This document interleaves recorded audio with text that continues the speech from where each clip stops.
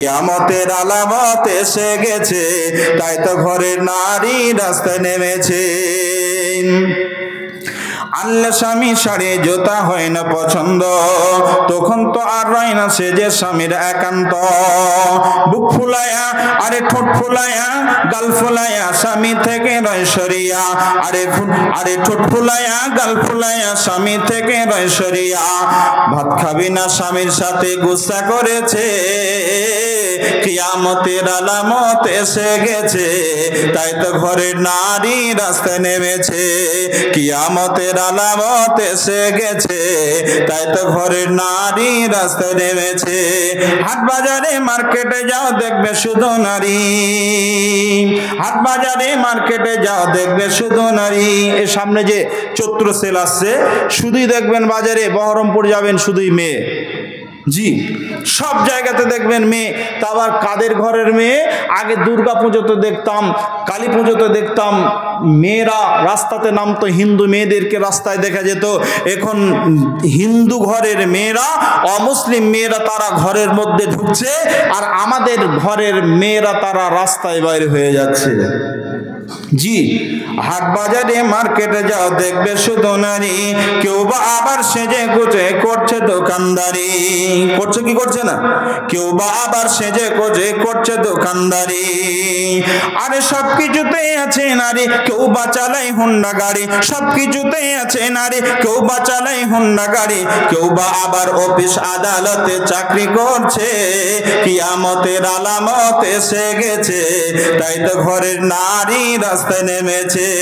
কিয়ামতের আলামত এসে গেছে, তাই তো ঘরের নারী রাস্তায় নেমেছে। একবার জোরে বলি নারে তাকবীর। আল্লাহ তাআলা অসংখ্য জিনিসকে সৃষ্টি করেছি। চাঁদ আমার একটা সৃষ্টি, তারকাগুলো আমার একটা সৃষ্টি। আসমানকে আমি আল্লাহ তাআলা সৃষ্টি করেছি, জমিনকে আমি আল্লাহ তাআলা সৃষ্টি করেছি, অসংখ্য মাখলুককে আমি আল্লাহ তাআলা সৃষ্টি করেছি। এই সৃষ্টির মাঝ থেকে আমি আল্লাহ রাব্বুল আলামিন একটা জিনিসকে সৃষ্টি করেছি, আমি মানুষকে সৃষ্টি করেছি। আর মানুষের মধ্য থেকে আল্লাহ রাব্বুল আলামিন বলেন বিসমিল্লাহির রহমানির রহিম, ইয়া আইয়ুহান নাসু তাকু রাব্বাকুমুল্লাযী খালাকাকুম মিন নাফসিন ওয়াহিদাতিন ওয়া খালাকা মিনহা যাওজাহা ওয়া বাসসা মিনহুমা রিজালান কাসীরান ওয়া নিসাআ। আল্লাহ রাব্বুল আলামিন বলেন, রে পৃথিবীর মানুষ, তোমরা আমাকে ভয় করো, আমাকে তোমরা ভয় করো। কেননা তোমরা এই জন্য আমাকে ভয় করবে, আমি আল্লাহ রাব্বুল আলামিন একজন মানুষকে সৃষ্টি করেছি, আর তার পাশ থেকে আমি আল্লাহ তাআলা তার স্ত্রীকে সৃষ্টি করেছি, একজন মহিলাকে সৃষ্টি করেছি।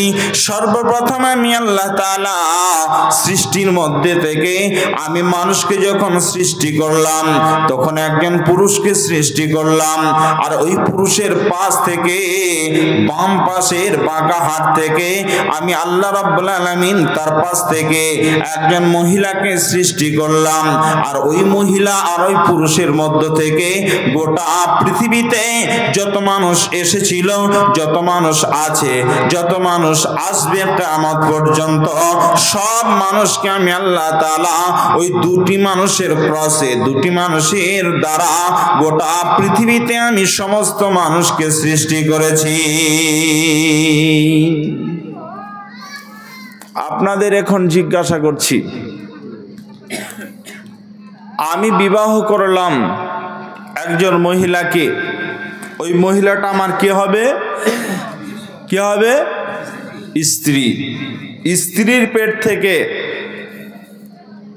বাচ্চা এলো, একটা কন্যা সন্তান জন্মগ্রহণ করলো, ওই মেয়েটি আমার কি হবে? ওই বাচ্চাটা কি হবে? মেয়ে হবে, বেটি হবে। তাকে মা বলা যাবে? মেয়েকে মা বলা যায় কি যায় না? মা বলে আদর করে ডাকা যায় কি যায় না? যায়। তাহলে স্ত্রীর পেট থেকে মা এলো কি এলো না? এলো। আল্লাহ তাআলা বলেন, পৃথিবীতে মা মায়ের মর্যাদা সর্বোচ্চ স্থানে রয়েছে।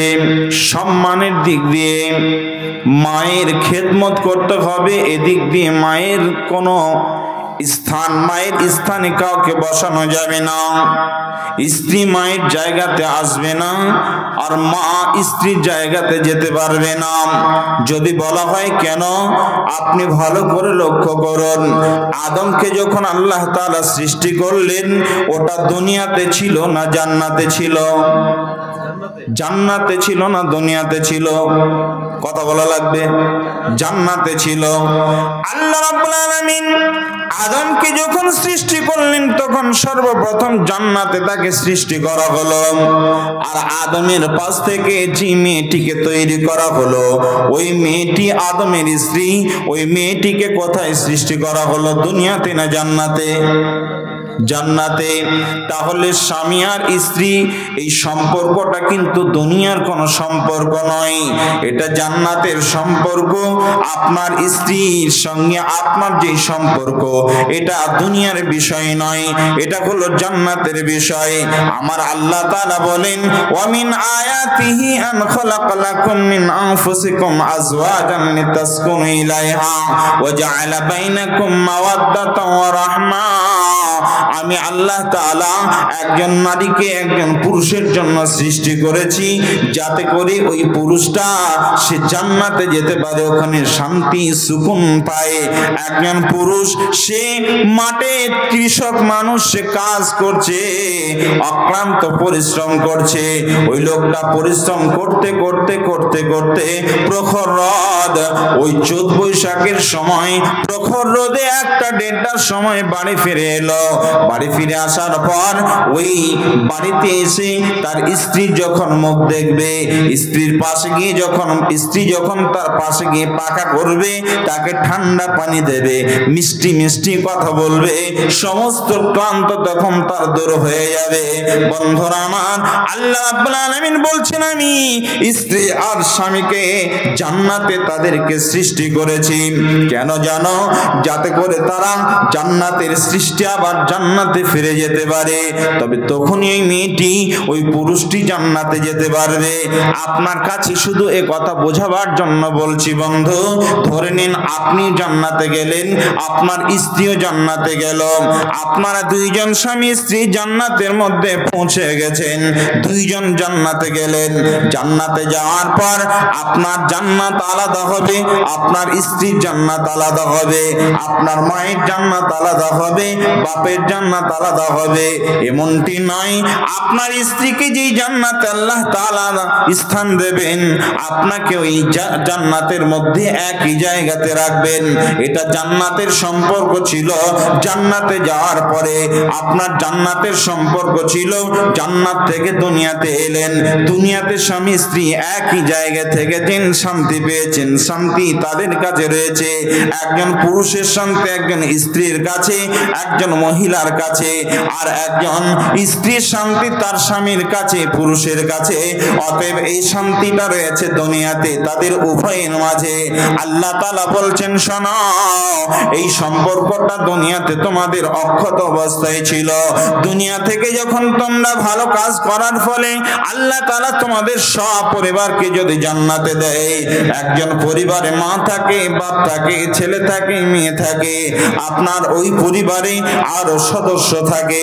ওই পরিবার যদি গোটা জান্নাতে চলে যায়, আপনার মা যাবে যেই জান্নাতে, আপনার আব্বা যাবে যেই জান্নাতে, আপনার ভাই যাবে যেই জান্নাতে, আপনার বোন যাবে যেই জান্নাতে, আপনার পরিবারে অন্যান্য সদস্য যেই জান্নাতে যাবে, আপনার ছেলে যাবে যেই জান্নাতে, আপনার মেয়ে যাবে যেই জান্নাতে, ওই জান্নাতে কিন্তু আল্লাহ আপনাকে স্থান দেবেন না।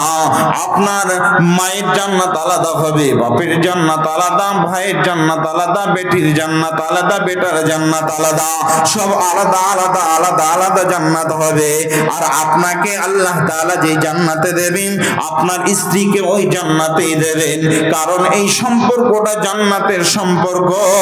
আপনারা জান্নাতে যাবেন কিন্তু পৃথক ভাবে থাকবেন না, একই জায়গাতে আপনারা একই বিছানায় থাকবেন।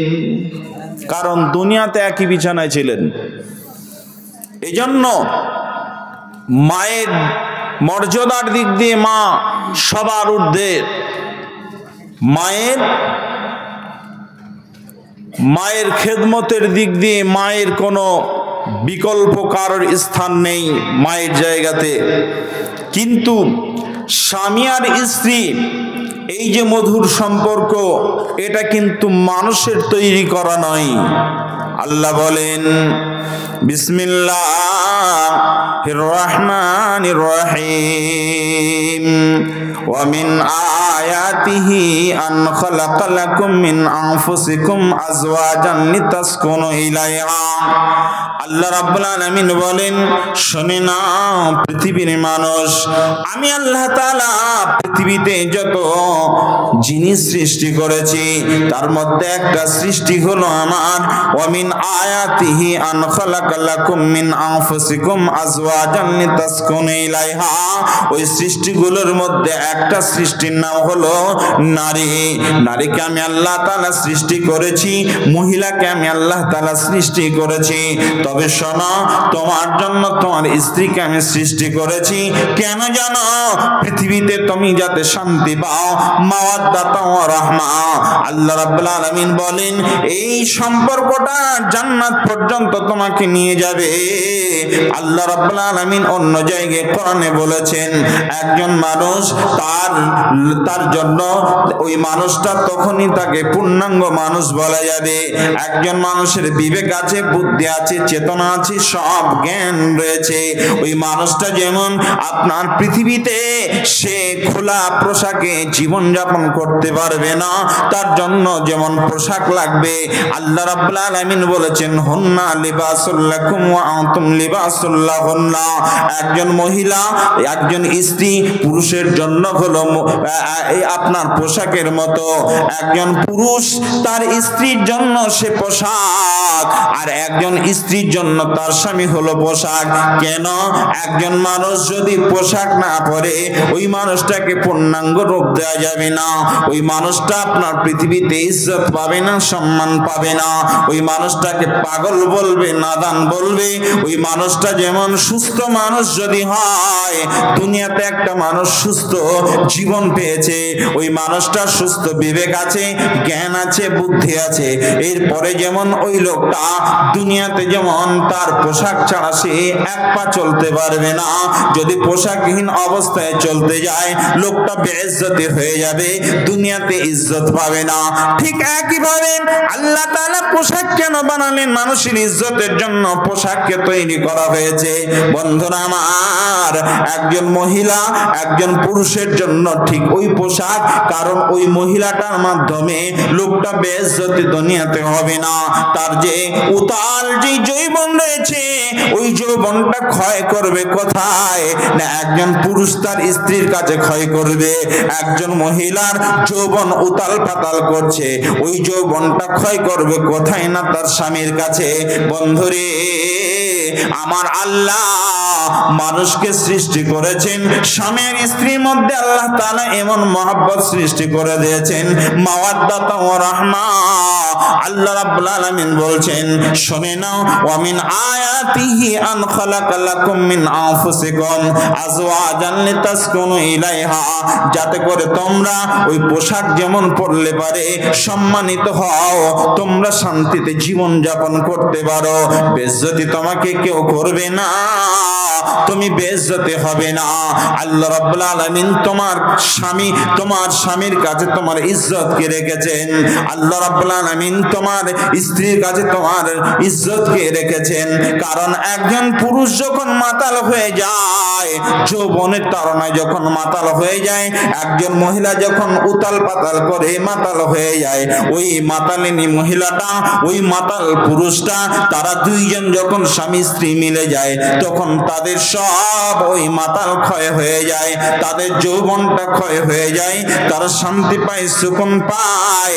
আল্লাহ রাব্বুল আলামিন বলছেন, আমি আল্লাহ তাআলা ওয়া মিন আয়াতিহি আন খালাকা লাকুম মিন আনফুসিকুম আজওয়াজান লিতাসকুনু ইলাইহা ওয়া জাআলা বাইনাকুম মাওয়াদ্দাতান ওয়া রাহমা। আমি আল্লাহ তাআলা এই জন্য সৃষ্টি করেছি যাতে করে তোমরা শান্তিতে জীবন যাপন করতে পারো, একজন আরেকজনের কাছে গেলে শান্তি পেয়ে যাও।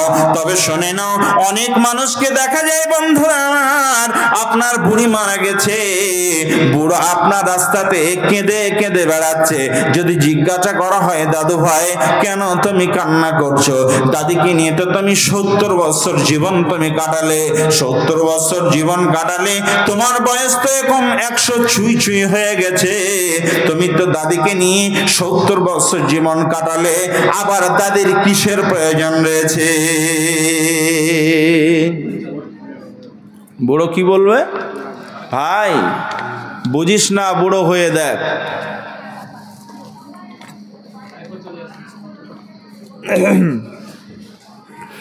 তোকে বুঝাতে পারবো না, যখন তো আমার জায়গাতে আসবি তখন বুঝতে পারবি। আল্লাহ ঠিক এই কথাটাই বলছেন, মাওয়াদ্দাতা ওয়া রাহমা।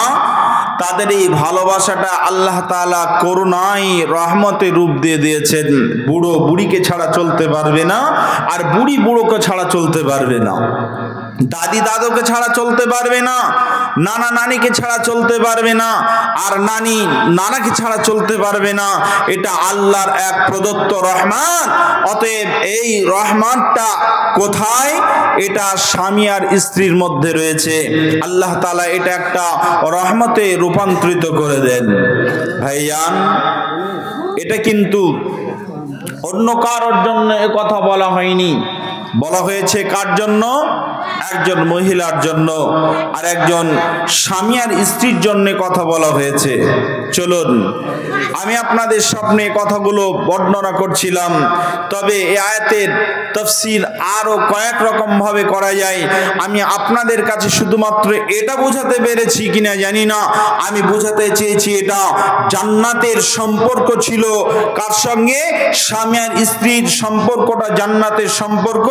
ওই জান্নাতে যেতে হলে পারে দুনিয়াতে ওই সম্পর্কটা অক্ষুণ্ণ রাখতে হবে, আর এই অক্ষুণ্ণ যদি আমরা রাখতে পারি তাহলে আমরা আবার পুনরায় জান্নাতে গিয়ে ওই স্বামী আর স্ত্রী দুনিয়াতে যেমন রয়েছি একইভাবে জান্নাতে গিয়েও একই বিছানায় থাকতে পারবো। এটা বোঝাবার জন্য এতগুলো কথা বললাম। এবারে চলুন বিশ্বনবী মুহাম্মদ রাসূলুল্লাহ সাল্লাল্লাহু আলাইহি ওয়াসাল্লামের উপরে কোরআনের আয়াত নাযিল হলো। আল্লাহ রাব্বুল আলামিনের নবীকে বলা হলো, বিসমিল্লাহির রহমানির রহিম, ওয়া ইযাল মাউউদাতু সুইলাত বিআইয়ি যামবিন কুতিলাত, ওয়া ইযাল মাউউদাতু সুইলাত বিআইয়ি যামবিন কুতিলাত।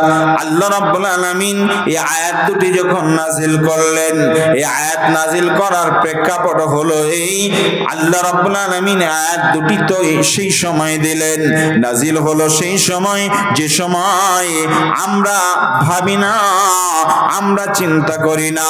বন্ধুরা আবার গত কয়েকদিন আগে আমরা দেখলাম সোশ্যাল মিডিয়াতে, এটা হলো আপনাদের বীরভূম মুর্শিদাবাদ জেলার একটা যে জায়গা আছে, একটা থানা আছে, ওই থানাটার নাম হলো হরিহরপাড়া থানা। বহরমপুর থেকে আপনার পূর্ব দিকে হরিহরপাড়া থানা। হরিহরপাড়া থানাতে জাহিলাতের যুগের চাইতে বর্বরতার যুগ চলে এসেছে। সেটা একজন মুসলমানের ছেলে, একজন যুবক ছেলে সেটা প্রমাণ করে দিয়েছে। জি, জাহিলাতের যুগে নারীর কোনো ইজ্জত ছিল না। ছিল জি? ছিল না। আপনারা জানেন কি না জানি না, হয়তো জানলেও ভুলে গেছেন। আপনাদের এখানে সবচাইতে বড় গরুর হাট কোথায় হয় জি? এলাম বাজার। এলাম বাজারের হাটে গরু ছাগল বিক্রি হয়, হয় কি হয় না? হয়। ঠিক একইভাবে এলাম বাজারের হাটে যেমন গরু ছাগল বিক্রি হয়, উট বিক্রি হয় কোরবানির সময়। উট তো সচরাচর আসে না, কোরবানির সময় বিক্রি হয়। ঠিক জাহিলাতের যুগে মানুষ এভাবে কেনাবেচা হতো, ইসলাম আসার পরেও কেনাবেচা হয়েছে, মানুষ কেনাবেচা হতো। তা জাহিলাতের যুগে কি হতো, বর্বরতা কেমন ছিল? আমরা এখন ওই বর্বরতার মধ্যে চলে এসেছি। কেমন জানেন? পৃথিবীতে সবচাইতে জঘন্য পাপ যেগুলো আছে, বড় বড় কাবিরা গোনা যেগুলো হয়, তার মধ্যে একটা গোনার নাম হলো মানুষ হত্যা করা। অপরাধ মানুষকে হত্যা করা। আমি আপনাদের এখানে এসেছি, ভালো মন্দ কিছুই জানি না, আমাকে আপনারা কেউ হত্যা করলেন, আমি নিরপরাধ মানুষ, কোনো অপরাধ করিনি, হত্যা করে দিলেন। এটাকে বলা হয় অপরাধ মানুষ, যার কোনো দোষ নেই, দোষ ত্রুটি মুক্ত মানুষকে হত্যা করে দেওয়া, এটা একটা বড় পাপ। মানুষ হত্যা করার কয়েকটি কারণ আছে, কয়েকটি কারণ আছে। করবো বললে করে দিচ্ছি, অসুবিধা নেই, একটু আগে যাই। জি জি জি, অসুবিধা নেই। আমি কত অনেক তো নামাজের আগে আসবেন? হ্যাঁ, এই তো 3টে বেজে গেছে। আমি আর কতক্ষণ? আচ্ছা জি, 2-10 মিনিট কথা বলি। জি ভাই, বলছিলাম যে কথা, আমার পরে যেহেতু আর একজন বক্তা আছেন, তা আমি আপনাদের কাছে নতুন মানুষ হিসাবে বেশি কথা বলতে পারবো না। পরবর্তী বক্তা আপনি রেডি থাকবেন ভাই, হয়তো হঠাৎ করে ডাক পড়ে যাবে আপনার কাছে, আপনি রেডি থাকবেন। মাকসুদুর রহমান ভাই, আপনি রেডি থাকবেন, উনি আসবেন তো? হ্যাঁ ভাইজান, আপনি রেডি থাকবেন, আমি গোছ করে রেখে যাচ্ছি, আপনি এসে শুধু লোকগুলোকে দেখে নেবেন। এই কথা আপনাকে অগ্রিম জানিয়ে রাখলাম, যেহেতু ঘুমিয়ে থাকলে পারে অসুবিধা হবে, আপনি রেডি থাকেন। তা ভাইজান, 3টে বাজতে চললো, আর 1 ঘন্টা কেউ উঠবেন না, এটা অনুরোধ। আপনারা ফজরের সালাত এই মজলিসে পড়ে বাড়ি ফিরে যাবেন, পারবো তো ইনশাল্লাহ? মা বোন যদি চলে যান তাহলে 500 করে টাকা, বেশি নয়, জরিমানা স্বরূপ বলছি, 500 টাকা আল্লাহর রাহে দিয়ে যাবেন। কেননা আপনাদের ব্যাপারে বর্ণনা করছে আর আপনারাই পালিয়ে যাচ্ছেন। জি ভাই, কথা বলছিলাম, কি কথা? জাহিলাতের যুগে মানুষের অবস্থা কেমন ছিল, মেয়েদের ইজ্জত কেমন ছিল, ইসলাম এসে মর্যাদা কেমন দিল, ছোট্ট করে আপনাদেরকে মনে করে দিচ্ছি। একসময় ভারতবর্ষে স্বামী মারা গেলে ওই চিতাতে মহিলাদেরকে, একই চিতাতে জীবন্ত মহিলা তার স্ত্রীকে বেঁধে আগুনে ফেলে তাকেও মেরে দেওয়া হতো। ইতিহাস আছে না নেই? রাজা মনমোহন রায় তিনি এসে, রামমোহন রায় তিনি এসে কি করলেন? এটাকে সতীদাহ প্রথা বলা হয়, এটাকে রদ করে দিলেন। না, স্বামী মারা গেছে, তার হায়াত নাই, শেষ হয়ে গেছে, তাই বলে এমন নয় যে তার স্ত্রীকেও ওই চিতাতে পুড়িয়ে হত্যা করা হবে, এটা অপরাধ হবে, এটা করা যাবে না। ইসলাম এটা স্বীকৃতি দেয় না। বন্ধুরা আমার, আল্লাহ রাব্বুল আলামিন বলেন, ওয়াইদাল মাউদাতু সুইলাত বিআইয়ি যামবিন কুতিলাত। আল্লাহ তাআলা বলেন, যে মানুষগুলো, যে মহিলাগুলো, যে মেয়েগুলো আমাদের ঘরে আসে, আর আমাদের ঘরে আসার পর যে মেয়েগুলো আসলে জন্মগ্রহণ করলে, কিছু পুরুষ আছে, কিছু বাপ আছে, যাদের মুখগুলো কালো হয়ে যায়, এটা জাহিলাতের যুগে হতো। আল্লাহ তাআলা বলেন, মানুষ ওই সময় তাদের মেয়ে কন্যা সন্তান জন্মগ্রহণ করলে পারে, মেয়ে সন্তান আসলে পারে, বাড়িতে তাদের মুখ কালো হয়ে যেত। কেন?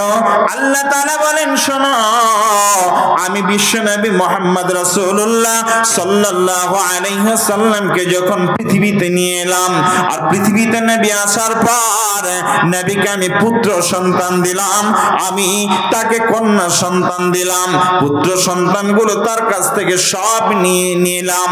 অর্থাৎ তারা কেউ বেঁচে থাকলো না, কেউ 8 বছরে, কেউ 10 বছরে, কেউ ছোট অবস্থাতেই মারা গেল।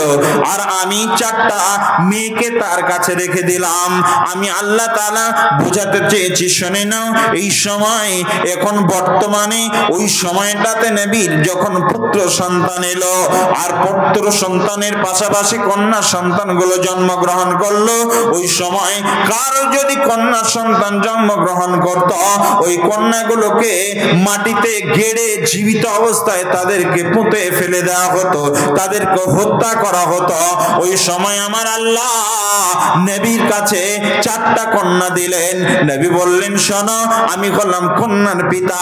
যে মহিলাটা, যে মানুষটা যার পেট থেকে, যে মহিলার পেট থেকে কন্যা সন্তান জন্মগ্রহণ করবে, আর ওই পুরুষটা অর্থাৎ ওই কন্যার পিতা আর তার মা যদি যথাযথ তাদেরকে সুশিক্ষা দেয় আর তাদের বিবাহের জন্য সুন্দর বন্দোবস্ত করে নেই, তাহলে শুনে নাও, ওই পিতা আর আমি একই সঙ্গে জান্নাতের মধ্যে পাশাপাশি থাকবো। তো ওই পিতার মা, ওই পিতা মাতা আর আমি একই জান্নাতে যাব। অতএব বন্ধুরে, একজন পিতার জন্য কথা বলা হলো, একজন মেয়ের জন্য বলা হলো, মায়ের জন্য বলা হলো। ঠিক একইভাবে নবী বললেন, যদি কোনো পিতার 3টা কন্যা হয়, ওই 3টা কন্যা কে তারা যদি সুন্দরভাবে লালন পালন করে, সুশিক্ষিত করতে পারে, শিক্ষাদান করতে পারে, শিক্ষিতা করতে পারে, তাদেরকে যদি শরীয়তের শিক্ষা দেওয়া হয়, আর ওই শিক্ষিত মহিলাগুলোকে সুন্দর পাত্র দেখে যদি বিবাহ দিয়ে দেওয়া হয়, সুন্দর জামাই দেখে যদি বিবাহ দেওয়া হয়, আল্লাহ নবী বলছেন, শুনে নাও, ওই মহিলার পিতা আর তার মাতা জান্নাতের মধ্যে প্রবেশ করবে। তাদের জন্য জান্নাতকে রিজার্ভ করা হয়েছে। এটা কোনো পুত্রর পিতার জন্য বলা হয়নি। একজন ছেলে জন্মগ্রহণ করেছে, একজন লোকের 2টা 3টা ছেলে আছে, ওই ছেলের বাপের জন্য এই মর্যাদার কথা বর্ণনা করা হয়নি। নবীজি এই মর্যাদার কথা বলেননি। ও মা আমার, বোন আমার, আপনাদের কত মর্যাদা! আল্লাহ রাব্বুল আলামিনের নবীকে আল্লাহ তাআলা বলছেন, ওয়াইদাল মাউদাতু সুইলাত বিআইয়ি যামবিন কুতিলাত। এই আয়াতটা নাজিল হলো সেই সময় আমার আল্লাহ বলেন, ওই মানুষগুলোকে জিজ্ঞাসা করা হবে, ওই বাচ্চাগুলোকে জিজ্ঞাসা করা হবে যে কেন তোমার পিতা মাতা তোমাকে হত্যা করেছে, কেন তোমাদেরকে হত্যা করা হয়েছে বলো, জিজ্ঞাসা করা হবে। তফসিরকারগণ বলছেন, আসলে অপরাধ করেছে তার পিতা, যেহেতু তারা হত্যা করেছে, জিজ্ঞাসা করার কথা তার বাপকে, তার মাকে। কিন্তু আল্লাহ তাআলা এই কাজটাকে এত ঘৃণিত মনে করেছেন, আল্লাহর কাছে এত ঘৃণিত, আল্লাহ রাব্বুল আলামিন তাদের প্রতি নারাজ হয়ে গিয়ে আল্লাহ রাব্বুল আলামিন কিয়ামতের দিন তাদের দিকে মুখ করে তাকাবেন না। আর তাদের দিকে মুখ করে তাকানো তো অনেক দূরের কথা, আল্লাহ রাব্বুল আলামিন তাদের দিকে মুখ ফিরে না তাকিয়ে আল্লাহ তাআলা তাদেরকে জিজ্ঞাসা করবেন না, কথাও বলবেন না। শুধুমাত্র এই কথা না বলা আর তাদেরকে জিজ্ঞাসা না করা, কারণ শুধু একটাই, আল্লাহ রাব্বুল আলামিন ওই পাপের কারণে তাদেরকে জিজ্ঞাসা করবেন না, কথা বলবেন না। ওই বাচ্চাগুলোকে জিজ্ঞাসা করবেন, কেন তোমাদেরকে হত্যা করেছিল তোমার পিতারা, তোমাদেরকে জিজ্ঞাসা করছি, যথাযথ উত্তর দাও। মা আমার, বোন আমার, আপনাদের কাছে বলবো, মাদ্রাসাতে অনেক ফ্যানের প্রয়োজন আছে, সিলিং পাখা। আপনারা এই সিলিং পাখাগুলো আপনারা যদি দেন মাদ্রাসার জন্য খুব ভালো হয়। আপনারা জি মোটাটা দিয়ে শুরু জি বলেন 15,000 বেনামিতে। আচ্ছা, আলহামদুলিল্লাহ, 15,000 টাকা বেনামিতে আমি যে বিষয়ে আলোচনা করছি 5টা মিনিট শুনবেন, আপনার চোখের পানি আসবে ইনশাআল্লাহ। অনেক গুরুত্বপূর্ণ কথা বলবো, এরপর আর অনেক কথা আছে মহিলাদের ব্যাপারে আলোচনা করব, সময় সাপেক্ষে। 15,000 টাকা বেনামিতে দিয়েছেন। একবার জোরে তাকবীর দিয়ে বলি, নারে তাকবীর, আর জোরে নারে তাকবীর। আওয়াজ নেই, ছক্কা মারলে পারে তখন দেখা যাবে অনেক জোরে আওয়াজ হয়। এবছর যেদিনে আপনার বিশ্বকাপ খেলা হয়, ওদিন আমি রায়গঞ্জে ছিলাম। তো দেখছি রাস্তাতে, রোডে সব টিভির বড় বড় এলইডি টিভি লাগিয়ে তারা খেলা দেখছে আর বলছে ছয় ছয় ছয়, ছক্কা যখন হলো বলছে একদম ছক্কা যখন মেরে দিল এদের মুখের আওয়াজ আর বন্ধ করা যায় না, গোটা শহর জুড়ে যেন উতাল পাতাল আওয়াজ চলছে, হিন্দু মুসলমান জৈন খ্রিস্টান সবাই আওয়াজ দিচ্ছে। আজকে এত বড় মজলিস আওয়াজ চাচ্ছি, একবার জোরে বলি নারে তাকবীর। আওয়াজ নেই, আর জোরে নাস্তিকতা নিপাত যাক দিন ইসলাম জিন্দাবাদ, নাস্তিকতা নিপাত যাক দিন ইসলাম জিন্দাবাদ, কোটি প্রাণে একই আওয়াজ, নাস্তিকতা নিপাত যাক দিন ইসলাম জিন্দাবাদ, কোটি প্রাণে একই আওয়াজ, খোদাদ্রোহী ছাড় পাবে না এই বাংলায় ঠাঁই হবে না, মুসলমানরা জেগেছে আজ, জোর কদমে সামনে চলো বজ্রকণ্ঠে আওয়াজ তোলো, সবাই মিলে একই সুরে দাও না স্লোগান নারায়ে তাকবীর, সবাই মিলে নারায়ে তাকবীর, নারায়ে তাকবীর। একজন 15,000 টাকা দান করেছেন জামিয়াতে, আল্লাহ মহিলাদের মধ্য থেকে আলহামদুলিল্লাহ একজন মা দিয়েছেন 15,000 টাকা। আল্লাহ এই মায়ের দানকে তুমি সাদরে কবুল করে নাও। আল্লাহ যে নিয়তে দান করেছে নিয়তকে পূর্ণ করে দাও। আল্লাহ তার রুজি রোজগার বরকত দাও। আল্লাহ দাম্পত্য জীবন স্বামী থাকলে পরে সুখময় করে দাও। আল্লাহ তাআলা বাড়ির সকলকে সুখে রাখো, শান্তিতে রাখো, নামাজি পরেজগার দিনদার বানাও। আল্লাহ এই দানকে তুমি কবুল করে নাও, জান্নাতে যাওয়ার ওসিলা বানিয়ে দাও। আল্লাহ যতজন তার মারা গেছে পরিবারের সমস্ত সদস্য, তার আত্মীয় স্বজন যারা মারা গেছে সমস্ত আত্মীয় স্বজনের কবরকে তুমি আলোয় আলোকিত করে দাও। আল্লাহ তাদের কবরে আযাব থাকলে মাফ করে দাও। আল্লাহুম্মা গফির লাহু ওয়ারহামহু ওয়া সাব্বিত আকদামাহু রব্বানা তাকাব্বাল দুআনা। আর দোয়া করি আমি করি গো রব্বানা, আর দোয়া করি আমি করি গো রব্বানা, সব গুনাহ মাফ করো তুমি রব্বানা, তুমি না করিলে মাফ কে করিবে আর, তুমি অতি দয়াবান দয়ার ভান্ডার। রব্বানা তাকাব্বাল দুআনা রব্বানা তাকাব্বাল মিন্না ইন্নাকা আনতাস সামিউল আলিম। আমিন আমিন সুম্মা আমিন। বিনামিতে একজন 5,000 টাকা দিয়েছেন। জি নারে তাকবীর। বিনামিতে কোনজন ধান লিখে বাকিতে ফ্যান। হ্যাঁ মা বোন, এখানে আমি আপনাদের কাছে বলবো একটা কথা, শেষে কথাটা রাখবেন, এটার নাম হলো কি? কোরআন। আচ্ছা, পৃথিবীতে কোরআনের চাইতে দামি কোনো কিতাব আছে? আছে? নেই। এই দামি কিতাবটাই কতটা পারাতে ভাগ করা হয়েছে? কথা বলেন 30 পারা। এখানে বহু মা বোন আছেন, এখন দিতে হবে না, কেউ ফ্যান গলায় করে ঝুলিয়ে আনেননি, হাতে করেও নিয়ে আসেননি, শুধু নামটা লিখিয়ে দেন। 30 জনের কাছ থেকে আমি 30টা ফ্যানের আবেদন রাখছি কোরআনের খেদমতে। মাদ্রাসাটাতে শুধুমাত্র মাদ্রাসা মসজিদে নামাজ হবে, মাদ্রাসাতে কোরআন হাদিস আপনার চর্চা হবে, এখানে দ্বীনি একটা প্রোগ্রাম চলছে। এই গভীর রাতে আপনি দান করবেন, যে নিয়তে দান করবেন আল্লাহ কবুল করবেন। কারণ আল্লাহ শেষ আসমানে নেমে এসে বলছেন উদউনি ইস্তাজিব লাকুম, কি চাইবে তুমি চেয়ে নাও, দেওয়ার মালিক কে বলেন তো? আল্লাহ। আল্লাহ দেওয়ার জন্য এসেছেন। আল্লাহ বলছে মাওলানা মুক্তার চাচ্ছে কোরআনের খেদমতে একবার শুধু নামটা লিখিয়ে দাও, যে নিয়তে তুমি দানটা করবে সঙ্গে সঙ্গে তোমার ওই নিয়তটা কবুল হয়ে যাবে। একবার জোরে বলি সুবহানাল্লাহ। অতএব কে আছেন মা আমার বোন, বাজ্জি আমার ভাই, কোরআনের খেদমতে 30টা পারা আছে, 30 জনের কাছ থেকে আমি একটা করে ফ্যান, দাম যাই হোক আপনি পরে দেবেন, গরম শুরু হয়েছে আপনি পরবর্তীতে কিনে দেবেন। 30 জন 31 জন হলে পরে আর নেব না, 31 জন হলে পরে আর নেব না। 30 জন কোন ভাগ্যবতী, কোন ভাগ্যবান আছেন আমি একটু দেখতে চাই আল্লাহর হস্তে। ভাইয়ান আসুন, আপনারা কোরআনের খেদমতে আসুন, এসে আপনারা দিয়ে চলে যান। কারণ মরণের কোনো গ্যারেন্টি আছে? বলেন, গ্যারেন্টি আছে? এমন কথা কেউ বলতে পারবেন যে মাওলানা 500 টাকা শরিয়া খাতুন 500 টাকা দান করেছেন, আল্লাহ তার দানকে কবুল করো। আমি চেয়েছি ফ্যান, একজন ফ্যান দিলেন না। ডিম চাইলে তো ডিমের গাদা লেগে যেত গো মা বোন। আমি ফ্যান চাচ্ছি, কারণ আপনি ফ্যানটা দেবেন দুনিয়াতে, পেয়ে যাবেন জান্নাতে। মুসলমানদের সম্পর্ক হলো দুনিয়ার সঙ্গে জান্নাতের। দুনিয়াতে যেটা দেবেন জান্নাতে সেটা পাবেন। অতএব মা বোন কে আছেন, আমি সর্বপ্রথম মায়েদের কাছ থেকে দেখতে চাই। জি, একটা ফ্যান এসেছে। আমিনা বিবি একটা ফ্যান।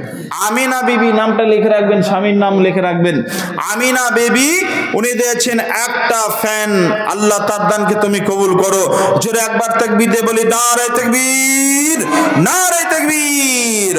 আল্লাহ আমিনা বিবি নাম পর্দার আড়াল হতে দিল একটা ফ্যান দেখি মাদ্রাসার জন্নেতে। ওগো বাড়ি দোয়া করে জন্নেতে তাহার সুখেরই জীবন দিয়ে তুমি পরোয়ার।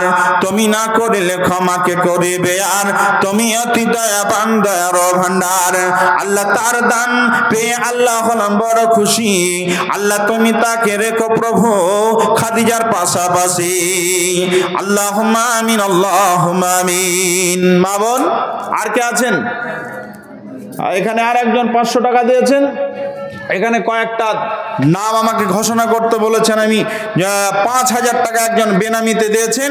আল্লাহ তার দানকে তুমি কবুল করে নাও। আল্লাহ বেনামিতে কোন জন 5000 টাকা দান সদরে কবুল করো তুমি নিরঞ্জন।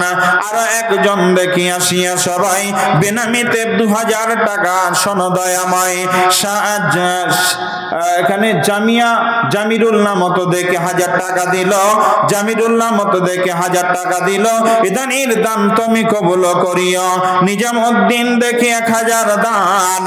আহমদ ভাই দেখে দিয়ে চলে যান, পরিমাণে 1000 টাকা দান দিল।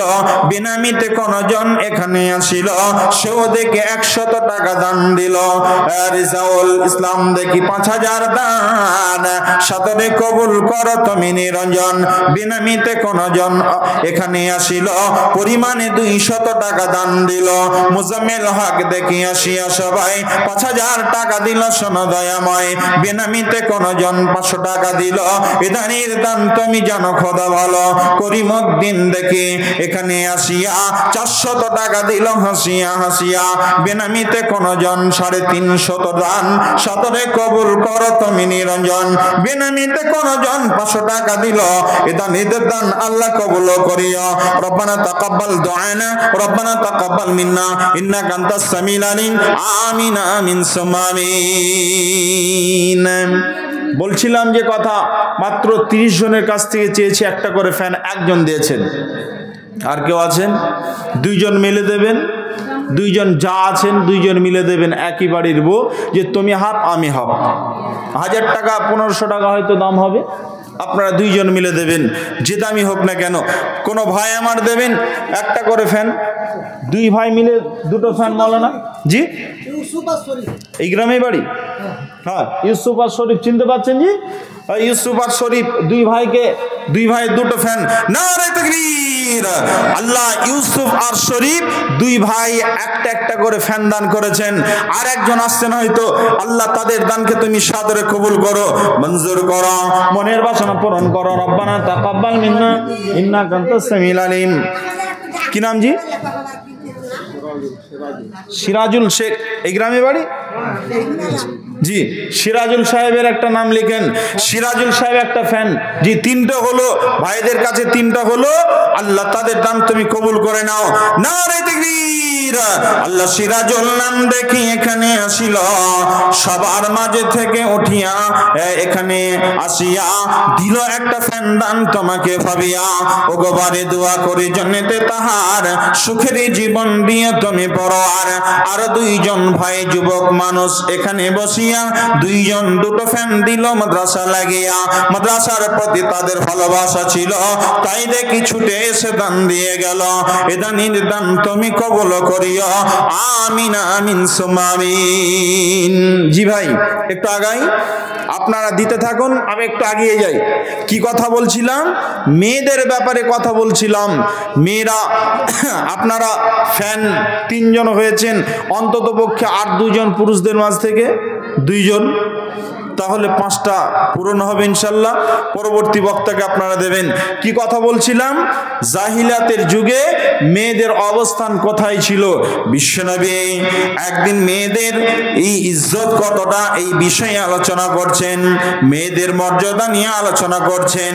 বিশ্বনবী আমার আলোচনা করতে করতে করতে করতে এক পর্যায়ে নবীজি তিনি আলোচনা করছেন, হঠাৎ করে একজন সাহাবী তিনি টুকরে কাঁদছেন আর বলছেন, ইয়া রাসূলুল্লাহ আমার জীবনের গুনাহ কি মাফ হবে গো নবী? আল্লাহর নবীর সামনে একজন ব্যক্তি এলেন, আর আসার পর ওই ব্যক্তিটার নাম হলো কায়েস বিন আসিম রাদিয়াল্লাহু তাআলা আনহু।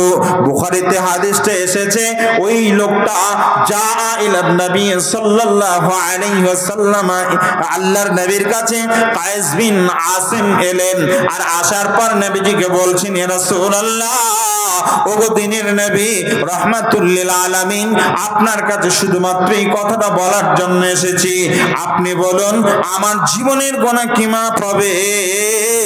আমি এমন পাপ করেছি, আমার কি গুনাহ মাপের কোন রাস্তা আছে? নবী বললেন, এমন কি পাপ করেছো যে পাপের জন্য তুমি আমার কাছ পর্যন্ত এসেছো? নবীজিকে বললেন, ইয়া রাসূলুল্লাহ আল্লাহ তাআলা আমাকে ভালোবেসে পর পর পর পর 8টা কন্যা সন্তান দিলেন, আর 8টা কন্যা সন্তান পরস্পর পরস্পর এলো। আমি 8টা কন্যা সন্তানকে কন্যার পিতা হিসেবে আমি কারো কাছে পরিচিতি লাভ করব না। কেউ আমাকে বলবে অমুক মেয়েটির বাপ এটা আমি বরদাস্ত করতে পারলাম না, আর আমি ওই 8টা মেয়েকে আমি মাটি খুঁড়ে জীবিত মানুষকে আমি পুঁতে দিলাম, জীবিত কন্যাকে আমি পুঁতে দিয়েছি। আমার কি এই গুনাহ মাপের কোন রাস্তা আছে? বিশ্বনবী আমার একদিন তিনি মসজিদুন নববীতে বসে আছেন, এমন সময় বিশ্বনবীর দরবারে একজন সাহাবী তিনি ডুকরে ডুকরে কাঁদছেন। আল্লাহর নবী জিজ্ঞাসা করলেন, কি হয়েছে রে সাহাবী, কেন তুমি এভাবে কান্না করছো? নবীজির দরবারে লোকটা বলছে, রাসূলুল্লাহ নবী গো আমার জীবনে যে পাপ করেছে আমার কি গুনাহটা মাফ হবে? নবীজি বললেন, এমন কি পাপ করেছো? ওই সাহাবীটার নাম হলো আবু দারদা।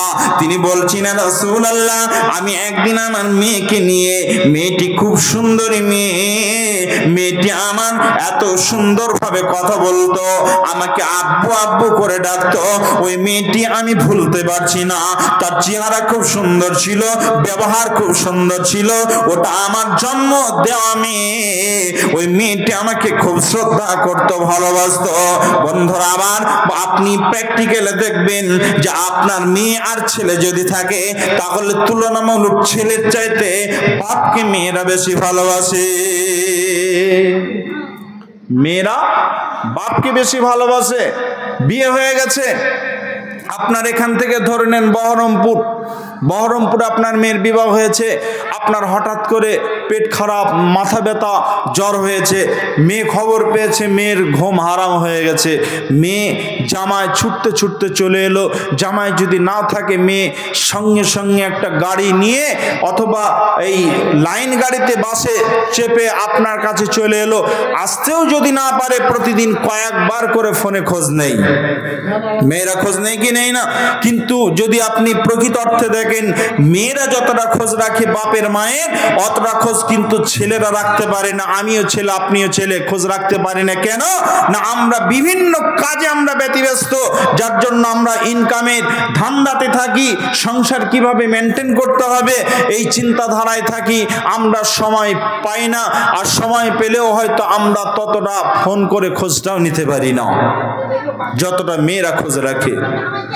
আপনার মেয়ের আপনার শরীর খারাপ, মেয়ে ছুটতে ছুটতে আপনার কাছে চলে আসবে, পাশে বসবে, সুন্দর সুন্দর কথা বলবে, সান্ত্বনা দেবে, গায়ে হাত বোলাবে, মাথা টিপে দেবে। ও মা আমার, বোন আমার, ওই সাহাবী বলছেন, রাসূলুল্লাহ আপনি আমার জন্য বলুন কোন রাস্তা আছে কি? আমার মেয়েটি খুব সুন্দরভাবে কথা বলতো, আমাকে খুব ভালোবাসতো, আমি মেয়েটিকে স্নেহ করতাম, কিন্তু শয়তানের পাকে পড়ে আমার ওই জাহিলাতের যুগে আমাকে শ্বশুর বলবে, আমার কাছে ডিমান্ড করে টাকা চাইবে, আমি বিবাহ দিতে পারবো না। এই যন্ত্রণায় আমি কাতরাচ্ছিলাম। এই যন্ত্রণায় থাকতে থাকতে আমার মেয়েকে অদূরে নিয়ে গিয়ে একটা জায়গাতে আমি ফাঁকা ময়দানে নিয়ে গিয়ে একটা গর্ত খনন করছি।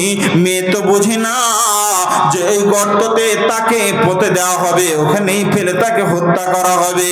আমি যখন খনন করছিলাম, ওই গর্তটা আরো যখন খাদ করছিলাম, মেয়ে তখন বলছিল, আব্বা আপনার শরীরে ঘাম বাইর হয়ে গেছে, ওই বালুগুলো আপনার শরীরে লেগে গেছে, আপনাকে খুব খারাপ লাগছে আব্বা, আপনি আসুন একটু বিশ্রাম নিন, ওই যে পাশে একটা ছায়াদায়ক গাছ আছে, ওই গাছের ছায়াতে বসবেন, আমি আপনাকে ওখানে শান্তি দেওয়ার জন্য মাথাগুলো টিপে দেব।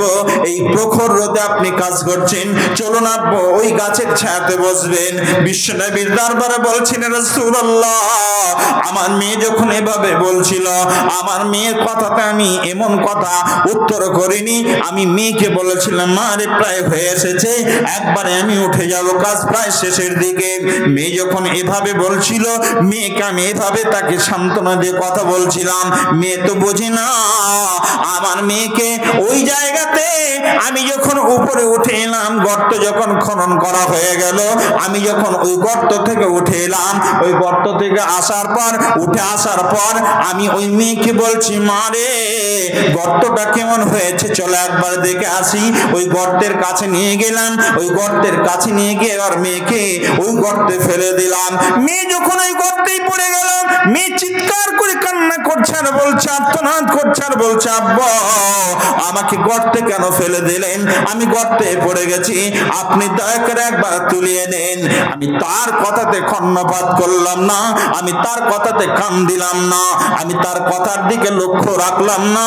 আমি একটা দূর থেকে পাথর নিয়ে এলাম, পাশে একটা পাথর ছিল দূরে, ওই পাথরটা নিয়ে এলাম। ওই পাথরটা তার দিকে লক্ষ্য করে যখন তুলে ধরেছি, মেয়েটি বুঝে গেছে আমার আব্বা আমাকে আর পৃথিবীতে বাঁচিয়ে রাখবে না, আমার আব্বা আমাকে শেষ করে দেবে। মেয়েটি ওই সময় যে কথাগুলো বলেছিল, রাসূলুল্লাহ ওই কথাগুলো আমার অন্তরে বাজে, ওই কথাগুলো আমার যেন মনে পড়ে, আমার জীবনকে কুরে করে খাচ্ছে। ইয়া রাসূলুল্লাহ ওই সময় আমার মেয়ে বলছিল, আব্বু গো আপনার পরিচয় নিয়ে আমি আরবের বুকে আর বেঁচে থাকবো না, আপনার পরিচয় আমি কোনো মানুষের কাছে দেব না, আপনার জন্য বলবো না, আমাকে কেউ জিজ্ঞাসা করলে কথা বলবো না, আমি অমকের মেয়ে, আমি কথা কাউকে বলবো না, আমি পিতৃহীন পরিচয় নিয়ে আমি জীবন যাপন করবো। আব্বু আপনার কাছে শুধুমাত্র এই দোয়া করি, এই আবেদন রাখি, আপনার কাছে আমার একটাই যাচেঙ্গা, একটাই চাওয়া, আপনার কাছে একটা পাওয়ার আশাতে আপনার কাছে আমি অনুরোধ করছি, আব্বু আমাকে জীবনের মতো আপনি আমাকে একবার এখানে তুলে ছেড়ে দেন, জীবনে আপনার বাড়ি যাব না, আপনার পরিচয় নেব না, আপনার পরিচয় কাউকে দেব না, আপনার পরিচয় নিয়ে আমি বেঁচে থাকবো না। বিশ্বনবী বলেন, আবু দারদা এরপরে কি ঘটনা ঘটলো তুমি আমার সামনে বলো। আল্লাহর নবী সামনে আবু দারদা বলছেন, রাসূলুল্লাহ আল্লাহ তাআলা বলেছেন, ওয়াইদাল মাউউদাতু সুইলাত বিআইয়ি যামমিন কুতিলাত। অতএব নবী গো আমার কথাটা আপনি শেষ করতে দেন। ওই অবস্থাতে আমি পাথরটা যেমনি আমার মেয়ের দিকে লক্ষ্য করে মেরে দিলাম, মেয়েটির সময় একটা চিৎকার করে আর্তনাদ করে একটা আওয়াজ করেছিল, আব্বা আমাকে বাঁচার সুযোগ দিলে না, আব্বা আমাকে বাঁচার সুযোগ দিলে না। ওই সময় মেয়েটা একটা চিৎকার করে আওয়াজ দিয়েছিল, আব্বা ওই আওয়াজটা আমার কানে বাজে, ইয়া রাসূলুল্লাহ ওই আওয়াজটা আমার এখনো কানে বাজছে, আমি সহ্য করতে পারছি না। আমি জাহিলিয়াতের যুগে কথা বলেছি, এই কাজটা করেছি। আল্লাহু ওয়ালিয়ুল্লাযিনা আমানু ইখরিজুহুম মিনাজ-যুলুমাতি ইলান-নূর। আমি অন্ধকারের যুগে ছিলাম, কোরআনের মতো নূরকে আমি পাইনি। আমি কোরআনকে বলা হয়েছে এইজন্য, কোরআন হলো হুদা, কোরআনের নাম হলো নূর, কোরআনের নাম হলো তানজিল, কোরআনের নাম হলো ফুরকান। আমার আল্লাহ কোরআনের নাম রেখেছেন নূর, কোরআনের নাম রেখেছেন হুদা। যে কোরআন পেয়ে যাবে ও হিদায়াত পেয়ে যাবে, যে কোরআন পেয়ে যাবে ও নূর পেয়ে যাবে, আলো পেয়ে যাবে। অতএব সেই সময় আমার কাছে কোরআন পৌঁছায়নি, আমার কাছে আলো পৌঁছায়নি, আমার কাছে হিদায়াতের কোনো বাতি আমার কাছে যায়নি, রাস্তা আমাকে কেউ বলে দেয়নি। অতএব কোরআনের মতো এত মহাগ্রন্থ আমার কাছে যায়নি। ওগো নবী, আমি এত বড় জঘন্য পাপ করেছি, আমার কি ক্ষমার কোনো রাস্তা আছে নাকি? জি, আমার ভাই চলে এসেছেন। আমি আর আপনার সামনে কথা বলতে পারবো না, আপনাদের সামনে শুধুমাত্র এই কথাটা বলবো, মা বোন, আমরা কত ইজ্জত পেয়েছি, ইসলাম কত মর্যাদা দিয়েছে, মর্যাদার কথাগুলো আপনাদের সামনে বলার জন্য একটা একটা করে বলার জন্য আসছিলাম। কিন্তু যেহেতু সময় সাপোর্ট করছে না, আমার ভাই চলে এসেছেন, আমি আপনাদের কাছে বিদায় নেব। বিদায়ের আগে শুধু একটা কথা জিজ্ঞাসা করব, আপনারা মুখ খুলে আওয়াজ দেবেন, আপনারা বলুন, এমন একটা মানুষ আছে যে মানুষটা বলতে পারবে আমি মারা যাব না? প্রত্যেকটা মানুষকেই মরতে হবে, হবে কি হবে না? প্রত্যেকটা মানুষকে মরতে হবে। মেয়েদের কাছে একটা অনুরোধ রাখবো, আল্লাহ তাআলা বলেছেন তোমরা সুদের মতো এত জঘন্য কাজে জড়িয়ে যেও না। মা বোন, আপনাদের এলাকার ভাই, আপনাদের এলাকায় মা বোনেরা এই সুদের সঙ্গে যুক্ত আছে, গ্রুপ লোন করে, গ্রুপ লোন করে, এলাকার মেয়েরাও করে। আল্লাহু আকবার। মা বোন, আপনাদের কাছে আমার অনুরোধ, আপনারা গ্রুপ লোনের মতো এত জঘন্য পাপ আপনারা করবেন না। কেন? 1 টাকা যদি লেনদেন করেন, তাহলে রাসূল বলছেন 1 টাকা লেনদেন করলে পারে, কোন মেয়ে যদি 1 টাকা সুদের সঙ্গে লেনদেন করে, 36 বার নিজের জন্মদাতা মায়ের বাপের সঙ্গে জিনা করলে যেই পাপ হয়, সেই পাপটা তার আমলনামায় লেখা হয়। করবেন? এত বড় জঘন্য পাপ করবেন? তাহলে এ কাজ করাই যাবে না। আর যদি কোনো পুরুষ করে, তাহলে জন্মদাত্রী মা, যে মায়ের পেট থেকে আমরা এসেছি, ওই জন্মদাত্রী মায়ের সঙ্গে জিনা করলে 36 বার যে গুনাহ হয়, ওই গুনাহ আপনার আমলনামায় লেখা হয়। অতএব বন্ধু, এত বড় জঘন্য পাপ আমরা করব না। মা বোনদেরকে বলবো, শেষে একটা কথা বলবো, মা বোন পর্দার সহিত চলবেন।